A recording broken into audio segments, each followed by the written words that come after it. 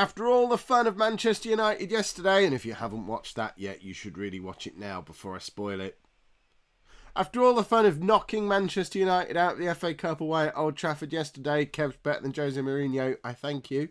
We're playing another Premier League team in the FA Cup again today, this time 12th place West Ham. Presumably, after our performance yesterday, this is just going to be a formality and our name's on the cup. That's how it works, isn't it?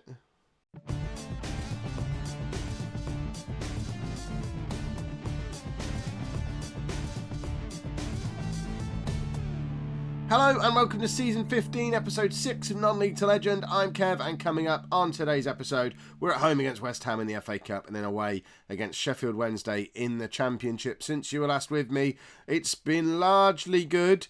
We've only played a couple of games because it took us through to the end of the transfer window and this West Ham game, so it seemed like a sensible place to stop. And I wanted to show you us getting knocked out of the FA Cup because we had all the fun of beating Man United. It'd be a bit weird if the next episode had just said, yeah, we got knocked out 2 days later. But never mind, eh? So let's have the cup run as a focus of this second half of the season because we've got the Championship all wrapped up. What are we looking at? We're looking at 18 games left, is that right? We're 6 points clear of QPR and a further 5 points clear of Sunderland. So 11 points clear of the playoffs with 18 games to go. We can't bottle it from here, surely.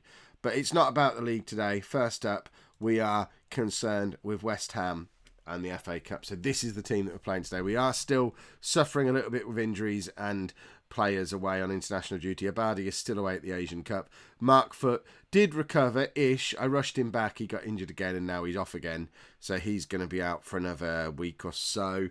We won't see him today because I don't want to rush him again this time. So our team is Thompson in goal, a back four of Williams, Gabrielli, Tanner and Brassas, Duxbury O'Brien and Anicic in midfield, and Gilbert is behind Todd and Beale. Todd picked up an injury just after the Man United game. I think this is his first game he's played since then. Jack Beale also picked up a knock, and Garcia has been a bit poor. So we're certainly nowhere near having a settled strike partnership at the moment, but the important thing is this is the front three that tore Man United apart. Yeah, that's right, we tore Man United apart. And they're playing again against Premier League opposition today. So our backup strikers and Gilbert, because Gilbert's a hero. Yes, our players can play in any situation. See, that's ridiculous. We're in good form, opponents not. How can we possibly feel complacent? They're a mid-table Premier League team. They're a better team than their current run of form. We can't let them think we're being complacent because that's insane. Yes, we've looked good in training. Yes, we'll be fine.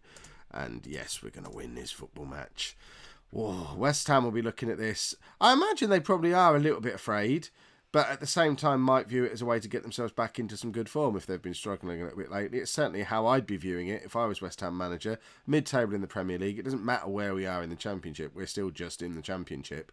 I would be putting out the strongest team I possibly could and trying to use this as a confidence builder. But at the back of my mind thinking, but this is exactly the kind of game we'll probably still lose. So it depends how poor a run of form they're in. It can't be that disastrous if they're still mid-table, unless, of course, they were a Champions League team last season or something and they're in the middle of free fall, in which case they should be easy pickings. What isn't going to happen, though, is they're not going to be a team who rest a load of players and assume they're just going to thump us, which is what happened with Man United. So it's not going to be the kind of free-scoring goal fest we had against them. And Dave is telling you about it too. Tell you what, if a day ever comes where I stop making daily YouTube videos, blame that dog, because every time I come out into this garage, woof, woof, woof, woof, woof, woof. Doesn't matter if there's other people in the house. Doesn't matter if he's just been out for a walk or still needs to go for one. Doesn't matter if he's just eaten or hasn't eaten yet. If I come out into this garage, he will bark. And apparently, if we play against Premier League teams in the FA Cup, Jordan Todd will score. So everyone has their habits, and habits are fine. We're 1-0 up against West Ham. Jordan Todd apparently can only play in League One or the Premier League.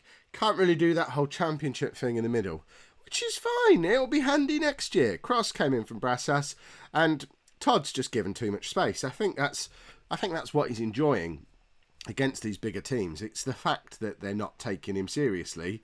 And he's just able to nip in and say, well, yeah, okay, I might be a bit of a nobody, but I'm a decent finisher, so please give me that extra half yard of space. I shall punish you for it. Beale's in now, makes it 2-0, half an hour on the clock. Jack Beale with his 17th goal of the season, which is not too shabby for a third choice player, which is basically what he is, or first reserve, basically. We've got Garcia and Foot as our main men, but that's probably all changing again now, because Jack Beale has been in the team pretty much week in, week out since the two of them got injured about a month ago now.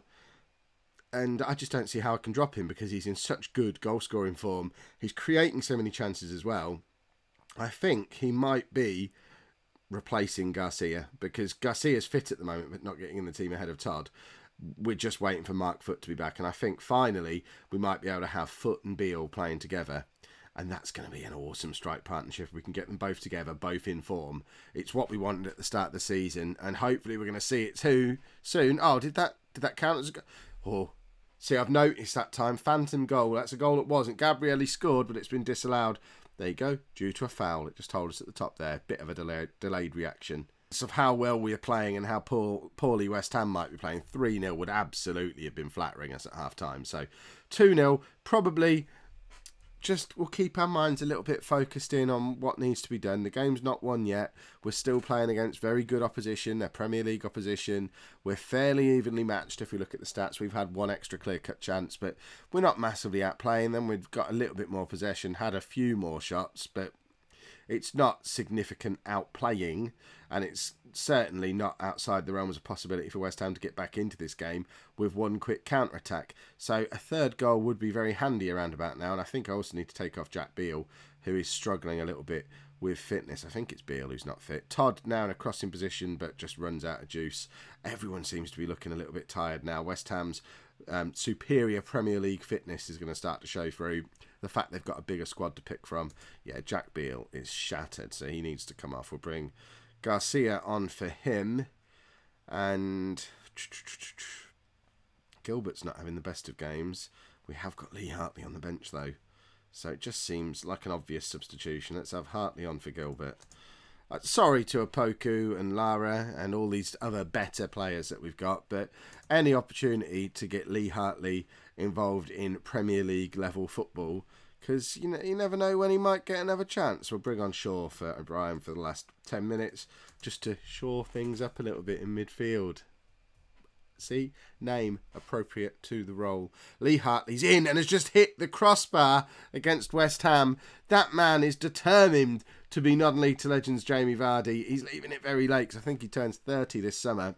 But as long as the wheels don't fall off the Ipswich promotion party bus, then he's going to get his opportunity in the Premier League next year. He's obviously not going to be a first-choice starter unless he has another one of his crazy purple patches like he did in the last full season at Plymouth.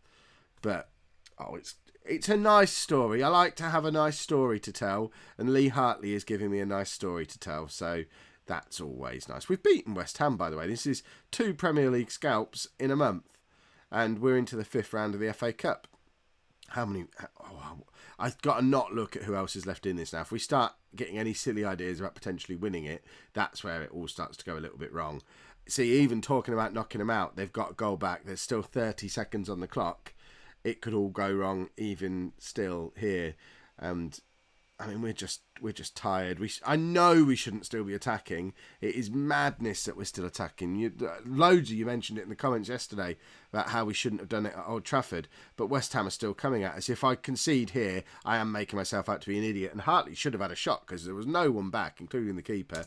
But it doesn't matter because the whistle has gone. We've drawn Manchester City in the 5th round of the FA Cup, so now we've beaten the dominant team in English football with the best manager in the Hall of Fame in charge. We've now got to play the other dominant team in English football with the 2nd place manager in the Hall of Fame.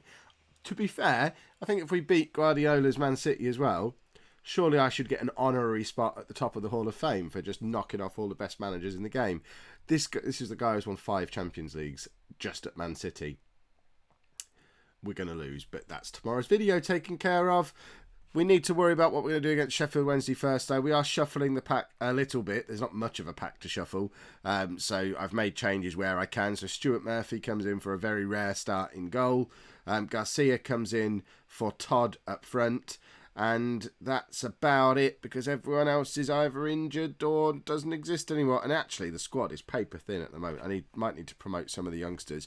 Probably should have brought some of the loanees back to the club who are out at other places, because the squad is very thin. We're relying on a very small number of players, and that might come back to bite us in the business end of this season. But what would be quite helpful at this juncture would be defeating Sheffield Wednesday and not having to worry about the league for a little while, because obviously the players' minds are now going to be on that Man City game. We had it in the lead up to Man United, where we lost 2 games on the bounce just in the run up to that game. I don't want to fall into that trap again. Although we are 7 points clear at the top at the moment, that is with everyone behind us having a game in hand, because this is an early kickoff, I think, or an earlier day's kickoff. Completely uneventful first half. And please don't lose form just because of the FA Cup. We're realistically not going to win it. We don't want to win it. Winning it is stupid. We want to get promoted. That's all we care about. I mean, if we can do both, it's a route into Europe. You know, we had our little taste of Europe at Hamilton, and when we were all excited that this year's non-league legend was going so much better than last year, because we made it into Europe like 4 seasons earlier, not had a sniff of a top division since then. So, you know, it would be nice, but for goodness sake, stop talking about winning the FA Cup and getting into Europe. We're obviously going to lose against Man City. And it also has the poetry of Man City being the team that we ended up at after we left Ipswich last year. Didn't leave Ipswich to go to City, was fired by Ipswich and ended up at Man City. But still, Man City were the team that last year's Kevin Chapman retired at, having won the Champions League, before young Dave Chapman, not the dog, my son, imaginary son obviously, took over at Bolton down in the Conference North. Go back and watch all that, because it's better than watching us lose to Sheffield Wednesday, which obviously we're now going to do because we're distracted by the FA Cup again. We're too big for our boots after beating West Ham and too overexcited about what's to come, and we haven't got the hero that is Kevin Thompson in goal. So Murphy is wearing, he's wearing long trousers.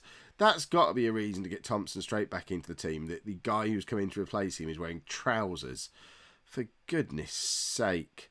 Right, I'm going to take off Gilbert because he's just tired. We'll bring on Apoku this time. I know we brought on Hartley against West Ham, but Apoku needs to get some game time. He hasn't played for a little while. In fact, probably should have started him today. He would have been one of the obvious changes to make as part of a pack shuffling exercise. Are we even going to get an attacking highlight in this game? We'll take off Beale, bring on Todd. I don't remember us having an attack yet. We've not created a clear-cut chance. Sheffield Wednesday have 2. We've only had 2 shots on target. We've just been poor. And I think we're going to go through an entire 90 minutes without creating a chance. Garcia's in now. Can he find Todd? He can't. It goes back to Bradbury eventually. Cross comes in. Cross comes in again. Someone just needs... there wasn't an actual shot in there. But goodness me, were there some chances to score. And everyone passed them up. And we have lost. Only 6 points clear at the top. QPR have a game in hand. We really need to be looking over our shoulders. We're playing MK Dons now, who've just moved up to 3rd. The focus is the league, not the FA Cup. I hope the players are watching. If you've enjoyed that, please make sure you pop a like on there for me. Subscribe to the channel if you'd like to see more. And thank you very much for watching.